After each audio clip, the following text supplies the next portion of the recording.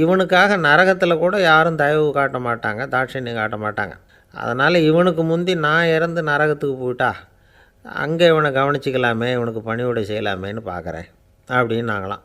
அதனால தான் நான் நரகத்துக்கு போகணும்னு தினம் ஆண்டவனை வேண்டிகிட்டு இருக்கிறேன் அப்படின்னு கண்கலங்கி அந்த அம்மா சொன்னாங்களாம். அதுதான் தாய் உள்ளம்ங்கிறது. தாயின் பெருமையை சரியாக உணர்ந்துட்டா அவங்களுக்கு எப்பவும் எந்த கஷ்டமும் வராது. இது ஏதோ உபதேசத்துக்காக சொல்கிற வார்த்தை இல்லை, உண்மையான வார்த்தை. இந்த விவரத்தையெல்லாம் நண்பர் ஒருத்தர்கிட்ட சொல்லிக்கிட்டு இருந்தேன். அவர் கொஞ்ச நாள் கழித்து என்னை தேடி வந்தார். அவர் கையிலேயும் 4 பல் வச்சுருந்தார். என்னங்க ஆச்சு, ஏதுங்க இந்த பல் அப்படின்னு விசாரித்தோம். உங்கள் உபதேசத்தை கேட்டுவிட்டு இந்த உலகத்தில் எல்லாரையும் தாயாக நினைக்க ஆரம்பிச்சிட்டேன்.